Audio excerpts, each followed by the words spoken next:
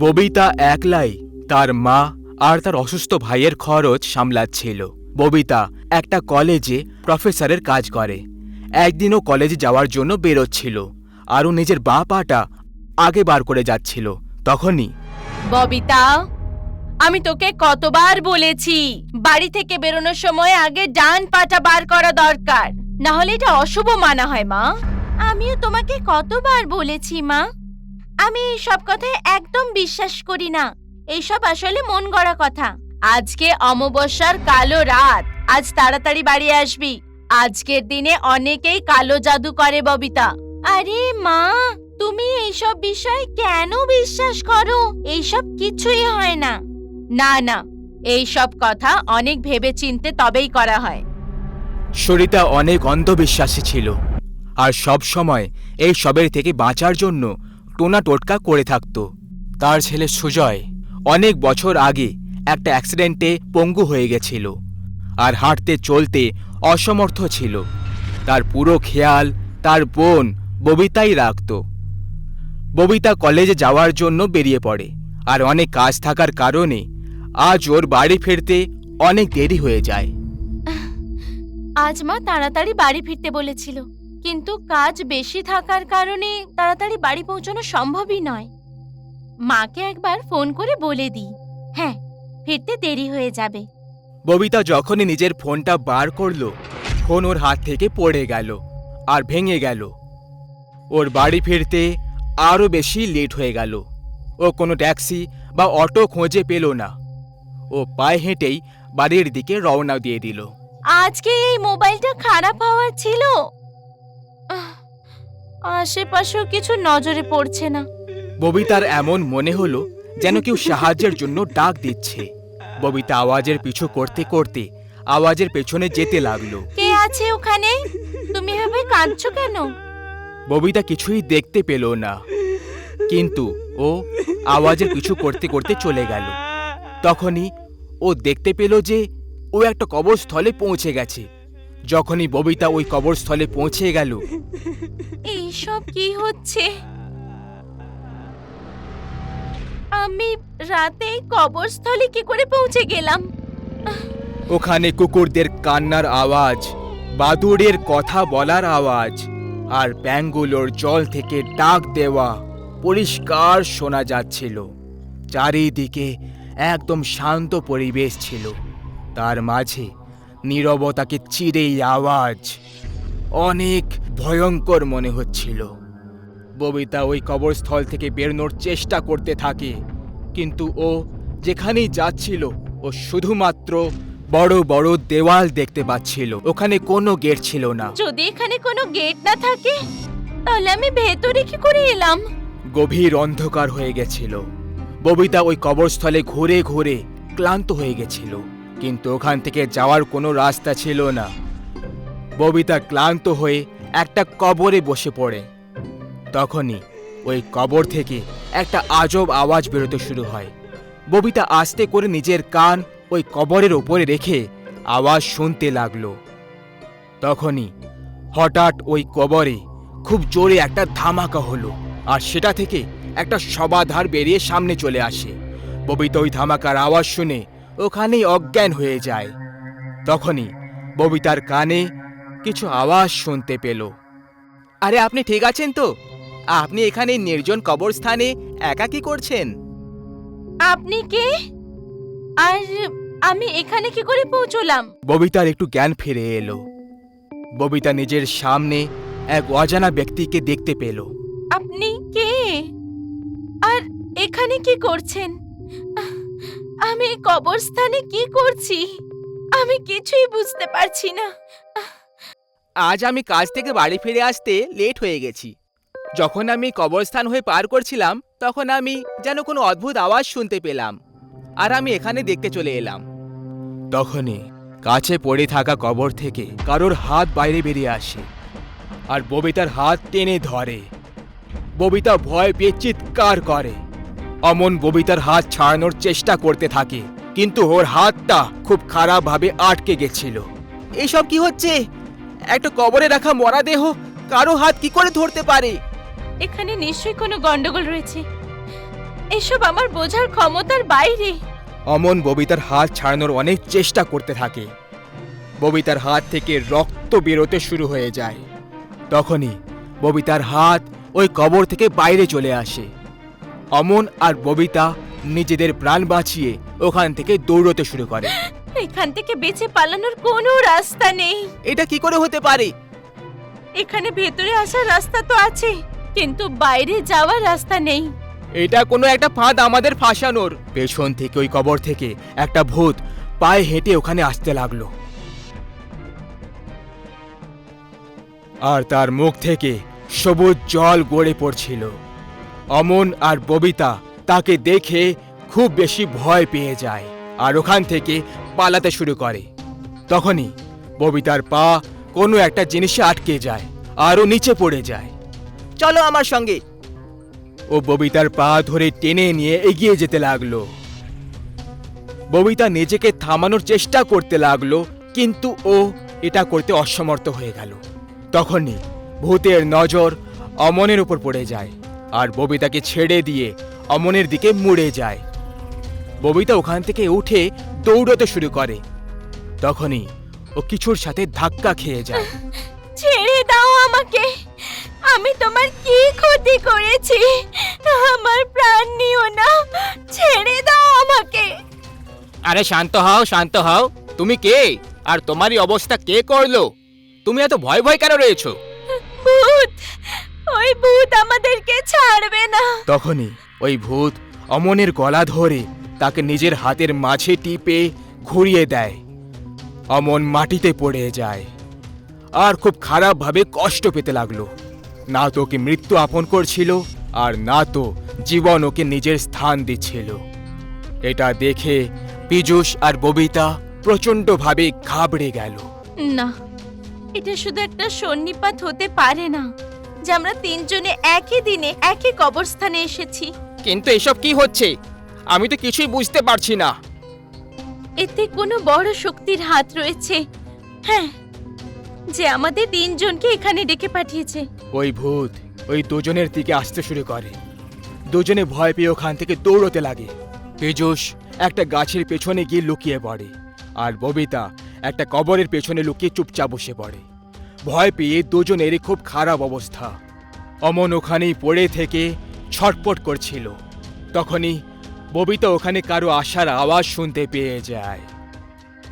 ববিতা লুকিয়ে সেটাকে দেখতে লাগে। ওর মা ওর ভাইকে ওখানে নিয়ে আসে। ববিতা দৌড়ে গিয়ে ওর মায়ের গলা জড়িয়ে ধরে।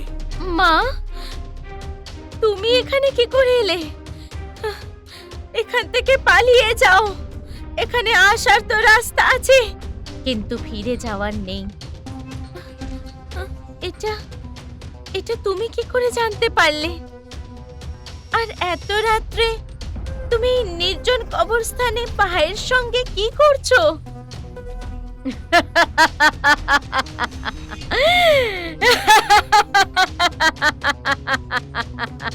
তুমি এখনো বুঝতে পারলে না? এই সব আমার ষড়যন্ত্র।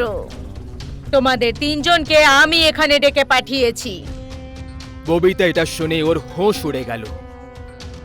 আজ অমাবস্যার কালো রাত তোমাদের তিনজনকে একটা কথা জুড়ে দিচ্ছে। তোমাদের তিনজনেই অমাবস্যার কালো রাতে জন্মেছিলে। আজ আমি তোমাদের তিনজনেরই বলি চড়িয়ে দেব, আর এটা করলে আমার ছেলে আগের মতো একদম ঠিক হয়ে যাবে। তুমি কি ধরনের মা? নিজের ছেলের জন্য তুমি তিনটে অসহায় মানুষের প্রাণ কেড়ে নিচ্ছ। তখনই পেছন থেকে ওই ভূত এসে ববিতাকে নিয়ে যেতে লাগলো। ববিতা নিজেকে ছাড়ানোর চেষ্টা করতে থাকে, কিন্তু ও তার চঙ্গুল থেকে বেরোতে পারল না। ওই ভূতটা সুমন, পীযূষ আর ববিতাকে গাছে উল্টো দিকে ঝুলিয়ে দেয়। খুব ভালো কাজ করেছো তুমি। একটা বাজতে চলেছে, একটার সময় আমি এই তিনজনের বলি চড়াবো। তিনজনের রক্তে স্নান করা মাত্রই আমার ছেলে একদম ঠিক হয়ে যাবে, একদম ঠিক হয়ে যাবে। সরিতা হাতে তলোয়ার নিয়ে ওই তিনজনের গলা কাটার জন্য এগিয়ে যাচ্ছিল। তখনই তার পা একটা কবরে পড়ে যায় আর ওই কবরটা খুলে যায় আর সরিতা তার মধ্যে পড়ে যায়, আর ওই কবরটা নিজের থেকেই বন্ধ হয়ে যায়। সুমন, পীযূষ আর ববিতা তিনজনেই নিজের থেকে ওই গাছ থেকে নিচে পড়ে যায়। পীযূষ অজ্ঞান অবস্থায় ওই কবরের দিকে দেখে, যার মধ্যে সরিতা পড়ে গেছিল। মা, মা, তুমি আমাকে বাঁচিয়ে নিয়েছো। ওই কবরটা পীযূষের মায়ের ছিল। ওই ভূতটা রেগে গিয়ে গাছ উবড়িয়ে ছুঁড়ে ফেলে দেয়, আর সরিতার ছেলের পেটে নিজের নখ ঢুকিয়ে তার নাড়ি ভুঁড়ি কেটে খেতে থাকে। ববিতা, সুমন আর পীযূষ পরের দিন সকালে জ্ঞান ফিরল। তিনজন ওই কবরস্থানের বাইরে ছিল। তিনজন নিজের নিজের রাস্তায় চলে গেল। কিন্তু ওই রাতটা তিনজনের জীবনের ভয়ানক রাত হয়ে গেল, যেটা ওই তিনজন কখনো ভুলতে পারবে না। একটা মা তার ছেলেকে ঠিক করার জন্য অন্য কারোর ছেলের প্রাণ নিয়ে নিচ্ছিল, আর একটা মা মরে গিয়েও নিজের ছেলের প্রাণ বাঁচাচ্ছিল। ওই ভয়ঙ্কর রাত আমাদের জীবনে চিরকাল জীবন্ত থাকবে।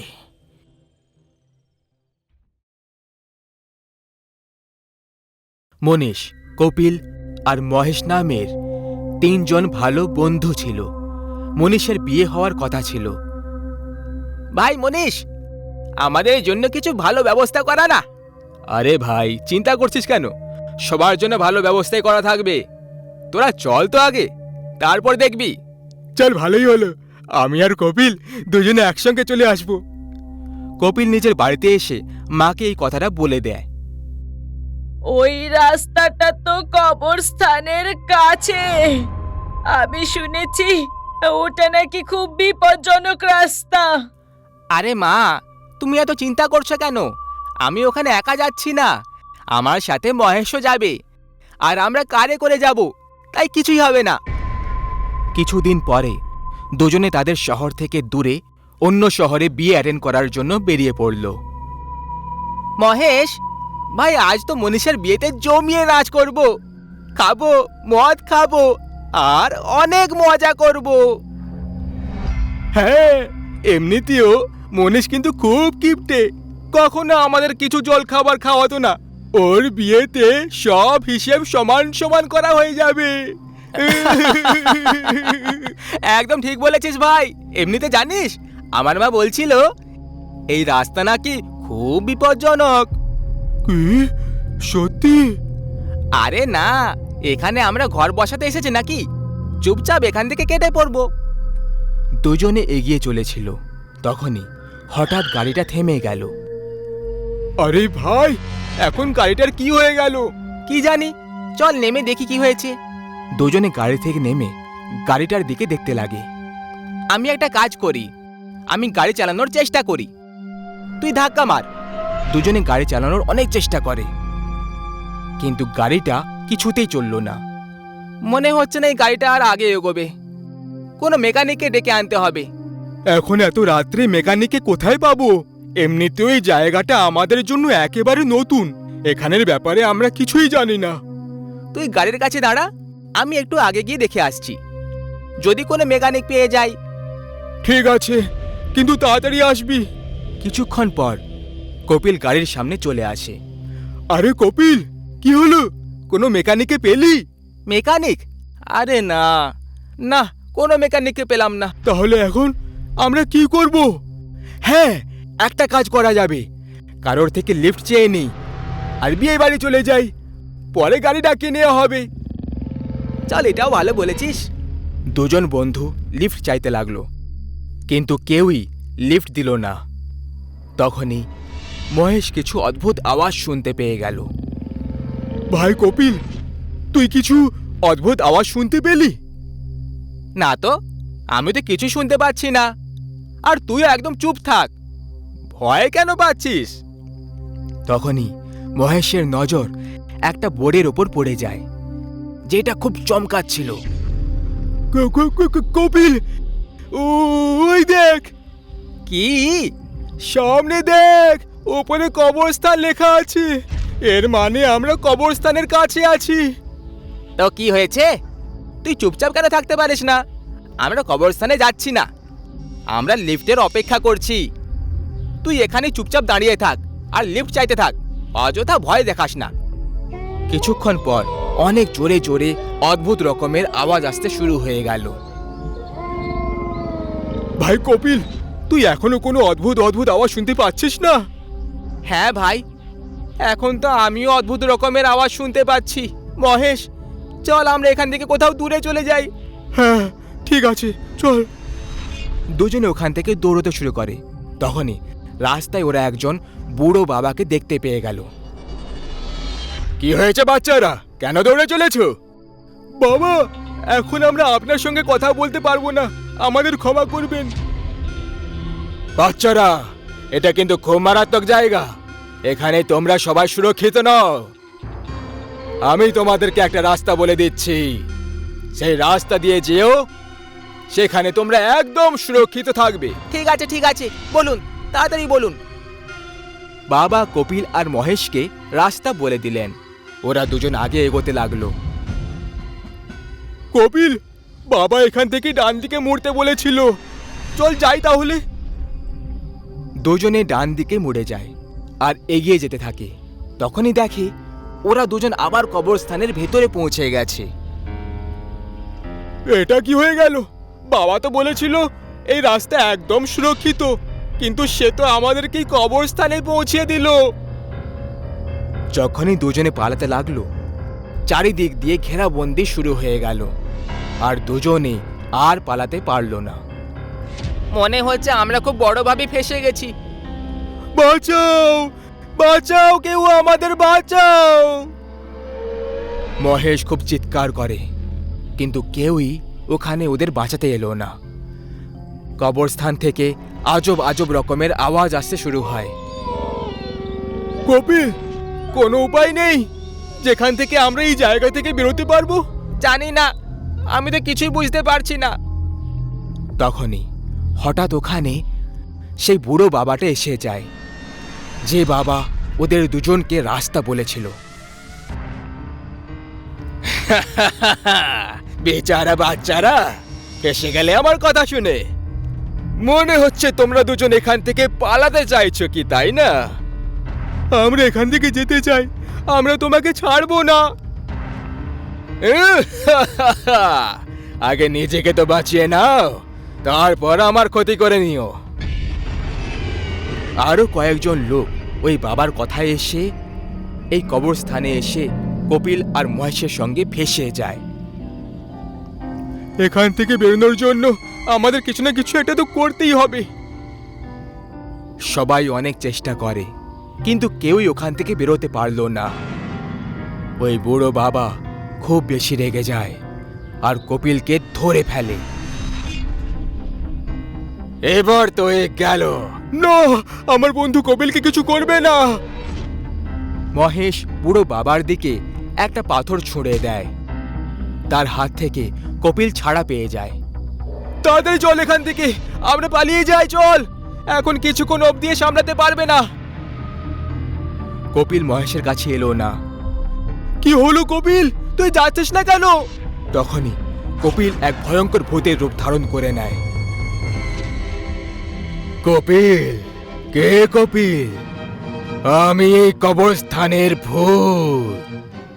তোর বন্ধু কপিল, ও তো কবেই আমার শিকার হয়ে গেছে। আমি ওর শরীরে এতক্ষণ ঘুরে বেড়াচ্ছিলাম, যাতে আমি তোদের সবাইকে আমার শিকার বানাতে পারি। ভূত ওই বুড়ো বাবাকে ধরে ফেলে আর এক ঝটকাতে গলা টিপে তাকে শেষ করে ফেলে।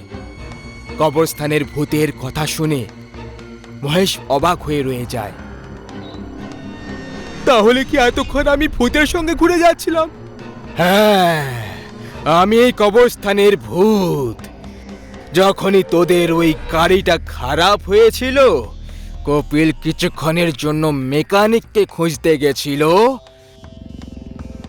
সেই সময়ে আমি ওকে শেষ করে দিয়েছি, আর তখন থেকে আমি তোর সঙ্গে ছিলাম। তোকে এখান অবধি আনার জন্য ওই বুড়োটাও আমারই পাঠানো লোক ছিল, আমি ওকে নিজের অধীনে করে নিয়েছিলাম। বাঁচাও, বাঁচাও, কেউ আমাদেরকে বাঁচাও।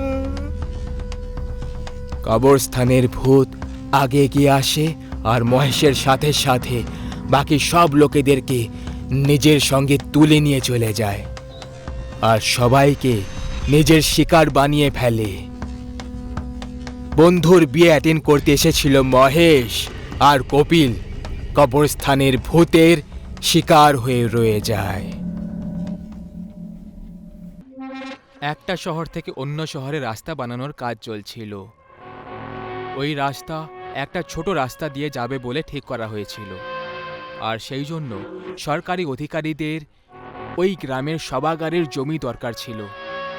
এই কারণে গ্রামের পঞ্চায়েতে একটা মিটিং রাখা হয়েছিল, যেখানে গ্রামের প্রধান আর সরকারি অধিকারীদের আসার কথা ছিল। প্রধানবাবু তো পঞ্চায়েত অফিসে তাড়াতাড়ি পৌঁছে গেছিলেন, কিন্তু সরকারি অধিকারীরা এখনো অবধি আসেনি। কিছুক্ষণের মধ্যে ওখানে অধিকারীরাও চলে এলো। আসুন আসুন, আমাদের গ্রামে আপনাদের স্বাগত জানাই স্যার। ধন্যবাদ প্রধানবাবু। আসুন আসুন, বলুন আপনার জন্য আমি কি সেবা করতে পারি। দেখুন প্রধানবাবু, আপনি তো জানেন যে আপনার গ্রামে যে সভাগার রয়েছে সেটার জমি সরকারকে রাস্তা বানানোর জন্য দরকার।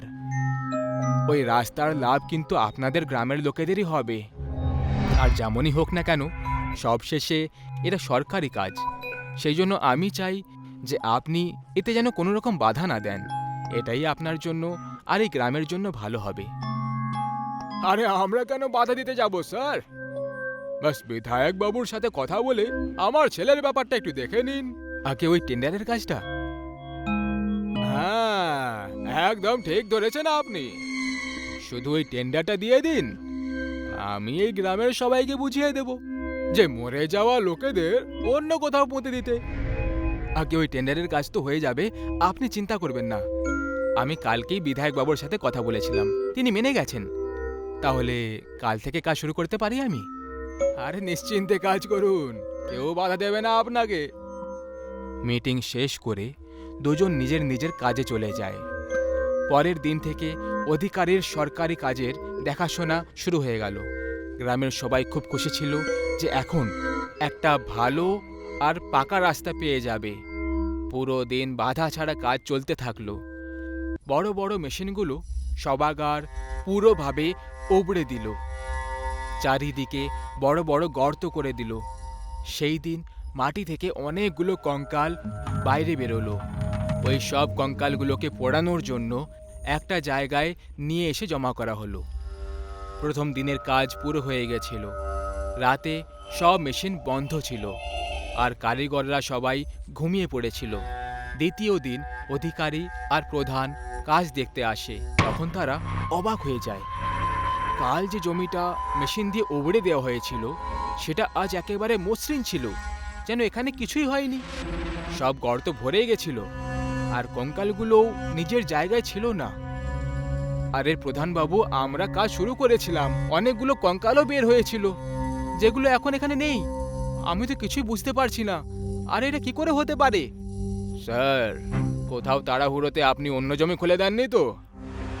আরে কি বলছেন আপনি প্রধানবাবু, আমরা এত বড় ভুল কি করে করতে পারি? তাহলে এইসব কি করে হয়ে গেল? অধিকারী চিন্তায় পড়ে গেল আর সে নিজের সব কারিগরদের আবার কাজ করার আদেশ দিয়ে দিল। পুরো দিন মাটি খোলার কাজ চলতে থাকলো, কিন্তু এইবারে তারা একটাও কঙ্কাল খুঁজে পেল না। সব মজদুর আর অধিকারীরা অবাক ছিল।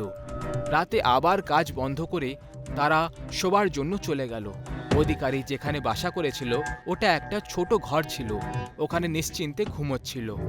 হঠাৎ কেউ তার দরজায় এসে খটখট করলো। সে হড়বড়িয়ে উঠল। এত রাতে কে এসেছে হবে? অধিকারী তাড়াতাড়ি দরজা খুলতে গেল। সে দরজা খুলল, তখন বাইরে প্রধানবাবু খুব বেশি ভয় পেয়ে দাঁড়িয়েছিল। আরে কি হয়েছে প্রধানবাবু, আপনি এত ভয় পেয়ে গেছেন কেন? স্যার, তাড়াতাড়ি আমার সাথে চলুন, অনেক বড় গন্ডগোল হয়ে গেছে। আরে কিন্তু হয়েছেটা কি? আপনি নিজেই দেখে নিন।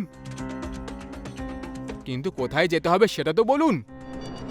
আমি আপনাকে রাস্তায় সব বলে দেব, আপনি আগে তাড়াতাড়ি আমার সাথে চলুন। প্রধানবাবু আর অধিকারী দৌড়ে দৌড়ে সভাগারে এলো। অধিকারী হাঁপাতে হাঁপাতে এদিকে ওদিকে দেখতে লাগলো। সব মেশিন বন্ধ ছিল, চারিদিকে নিস্তব্ধ ছিল, গর্তগুলো যেমনকে তেমনই ছিল। আরে কি হয়েছে প্রধানবাবু? আপনি বলছিলেন যে সব আগের মতো হয়ে গেছে, কিন্তু এখানে তো সব ঠিক আছে। প্রধানবাবু সামনে দেখে খুবই শান্তির স্বরে বলল, স্যার, কিছু জন আপনার সঙ্গে দেখা করতে চাইছে। কারা? এরা। এইটুকু বলে প্রধানবাবু মাটির দিকে ইশারা করল। অধিকারী পিছনে ঘুরে দেখতে লাগলো। যখনই প্রধানবাবু হাত বাড়ালো, মাটি থেকে আত্মা স্বরূপ কঙ্কাল বেরোতে লাগলো। ওদের মধ্যে মহিলা, পুরুষ আর জন্তু জানোয়ারের কঙ্কালও ছিল।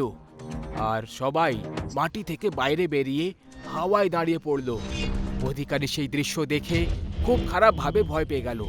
সে প্রধানবাবুর দিকে ঘুরে দেখলো আর তাকে বলতে লাগলো, আরে প্রধানবাবু পালান এখান থেকে, এরা সবাই ভূত। অধিকারীরা দেখলো যে প্রধানবাবু নিজের জায়গা থেকে নড়ছিল না, আর তার চোখ দুটো সাদা হয়ে গেছিল। হঠাৎ প্রধানবাবুর ভেতর থেকে একটা কঙ্কাল বাইরে বেরোলো, আর কঙ্কালের বাইরে বেরোতেই প্রধানবাবুর শরীর নিচে পড়ে গেল। অধিকারী পালানোর চেষ্টা করতে লাগলো, কিন্তু তাকে সব কঙ্কাল মিলে ঘিরে ফেলেছিল। আর ওদের মধ্যে একটা কঙ্কাল সামনে এলো। আমাদের ঘর নষ্ট করার তোমাদের সাহস কি করে হলো? মরে যাওয়ার পরেও তোমরা সরকারি লোকেরা আমাদের শান্তিতে থাকতে দাও না। কিন্তু কোনো ব্যাপার নয়, জ্যান্ত লোকেরা তোমার কিছু ক্ষতি করতে পারেনি, কিন্তু আমরা কঙ্কাল তোমাকে শাস্তি দিয়েই ছাড়বো। এখন তোমাকে আর এই প্রধানকে আমরা ছাড়বো না। প্রধানের আস্তে আস্তে করে জ্ঞান ফিরে এলো। সে চোখ খুলে দেখলো তখন কঙ্কাল তাকে ঘিরে দাঁড়িয়েছিল। ভয়ের চোটে তার শরীর কাঁপতে লাগলো। আরে স্যার, এসব কি হচ্ছে? আমরা এখানে কেন এসেছি? আমি এখানে কি করে চলে এলাম? আমি তো নিজের ঘরে আরাম করে ঘুমোচ্ছিলাম। আমরা সবাই এই সভাঘরের কঙ্কাল, যাদের ঘর তুমি নষ্ট করেছো। এবার আমরা এর প্রতিশোধ তোমাদের থেকে অবশ্যই নেব, তাও আবার আমাদের নিয়ম বিধিতে। আমি কিছুই করিনি, এই সব এনার ভুলের জন্য হয়েছে, আমাকে যেতে দিন। ওদের আওয়াজ শুনে সব কঙ্কাল নিজেদের দাঁত কটকট করতে লাগলো। দাঁতের আওয়াজ শুনে মাটির স্তূপ নিজের থেকেই থরথর করে গর্তের মধ্যে পড়তে লাগলো, আর গর্ত ভরা শুরু হয়ে গেল। যেভাবে যেভাবে গর্ত ভরতে থাকলো, প্রধান আর অধিকারীর আওয়াজ শান্ত হতে থাকলো। কিছুক্ষণের মধ্যেই সভাগারের সব গর্ত ভরে গেল। এবার অধিকারী আর প্রধান চিরকালের জন্য গর্তে জ্যান্ত দফন হয়ে গেল। গর্ত ভরে যাওয়ার পর সব কঙ্কাল চুপ করে গেল আর আস্তে আস্তে মাটির ভেতরে যেতে লাগলো। এরই সাথে পাশে দাঁড়ানো গর্ত করার মেশিনও মাটিতে ধসতে লাগলো। মেশিন পুরোভাবে মাটিতে ধসে যাওয়ার পর মাটি আগের মতো হয়ে গেল। ওই দুর্ঘটনার পর কোনো সরকারি অধিকারী ওখানে আসে না, আর সরকারও ওই গ্রাম থেকে রাস্তা বানানোর কাজ বন্ধ করে দিল।